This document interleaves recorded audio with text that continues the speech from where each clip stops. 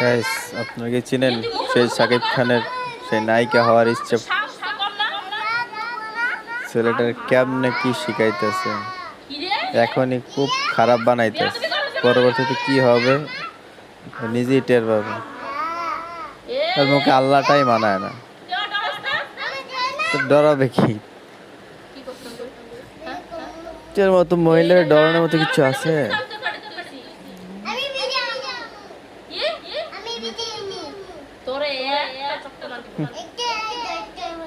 কি শিখায় বেশি করে শিখো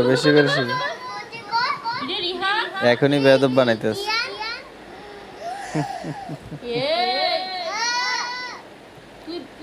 মার চর মার জোরে একটা চর মার